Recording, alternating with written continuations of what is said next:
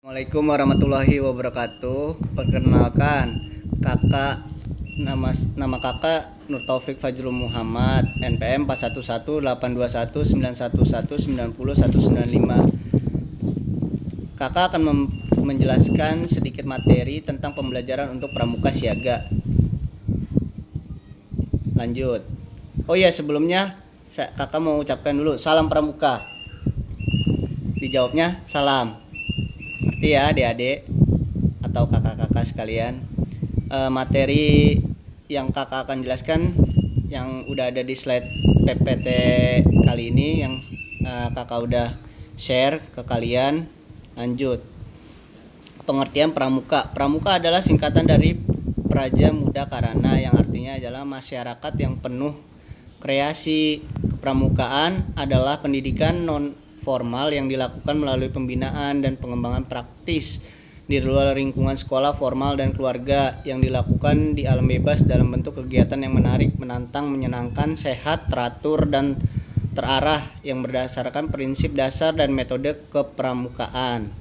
Lanjut, gerakan pramuka. Gerakan pramuka adalah wadah pembinaan dan pengembangan bagi anggota pramuka siaga, penggalang, pandega, pembina, pelatih, majelis pembimbing, andalan, dan sebagainya yang berdasarkan prinsip dan metode kepramukaan serta berdasarkan sistem pamong. Tujuan gerakan pramuka yaitu menjadi manusia yang berkepribadian dan berwatak luhur, tinggi mental, moral, budi pekerti, dan kuat keyakinan beragamanya, tinggi kecerdasan dan keterampilan, kuat dan sehat fisiknya. Lanjut, fungsi kepramukaan. Fungsi kepramukaan itu terbagi menjadi 3 ya. Yang sudah ada di ini kalian bisa baca. Lanjut, pengertian pramuka siaga. Siaga adalah sebutan bagi anggota pramuka yang berumur antara 7 sampai 10 tahun. Jadi buat adik-adik yang umurnya 7 sampai 10 tahun itu adik-adik masih siaga. Nah, di atasnya 10 tahun sampai seterusnya itu penggalang, terus bisa di atasnya lagi nanti 3 tahun lagi bisa pandega dan sebagainya. Disebut pramuka siaga itu karena sesuai dengan kiasan atau kiasan dasar masa perjuangan bangsa Indonesia, yaitu ketika rakyat Indonesia menyiagakan diri untuk mencapai kemerdekaan dengan berdirinya Budi Utomo pada tahun 1908 sebagai tonggak awal perjuangan bangsa Indonesia. Kode kehormatan pramuka siaga yaitu Dwi Satya dan Dwi Dharma, itu buat siaga. Satuan pramuka siaga yaitu satuan terkecil dalam pramuka siaga disebut barung. Setiap beberapa barung dihimpun dalam bentuk satuan besar yang bernama perindukan. Barung diberi nama dengan warna semisal burung merah, barung hijau, barung merah. Sebuah barung beranggotakan antara 6 sampai 10 orang pramuka siaga dan dipimpin oleh pemimpin barung atau pinrung yang dipilih oleh barung itu sendiri. Sebenarnya sama aja sih, siaga dan penggalang dan seterusnya itu bisa sampai 6 sampai 10 orang per grup, per anggotanya ya. Lanjut, cara percakapan umum pramuka siaga. Ini ya yang ada di gambar. Yang pertama strip 1, strip 2, dan strip 3. Strip 1 itu siaga mula, strip 2 itu siaga bantu, strip 3 siaga tata. Itu kalau buat penggalang itu berwarna hijau. Buat siaga maksudnya adik-adik. Syarat kecakapan umum atau SKU pramuka siaga adalah syarat wajib. Jadi adik kalau misalkan mau jadi siaga yang benar-benar berniat untuk benar-benar fokus ke pramuka, itu awalnya adik-adik harus melengkapin dulu SKU siaga yang berwarna hijau bukunya ya. Kalau yang berwarna merah itu penggalang, yang berwarna kuning itu pandega.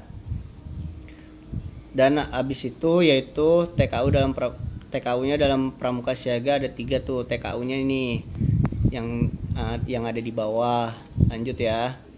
Syarat kecakapan khusus pramuka siaga itu syarat wajib yang harus dipenuhi oleh seorang pramuka siaga untuk mendapatkan tanda kecakapan khusus atau TKK. yang ada di ini tergantung ya, setiap daerah beda-beda untuk menempelkan TKK, bisa di sini, bisa di sini, bisa di selempang itu. Jadi beda-beda ya. Lanjut, tanda kecapan umum pramuka siaga TKU dapat digunakan pada lengan baju tuh, sebelah kiri di bawah tanda barung.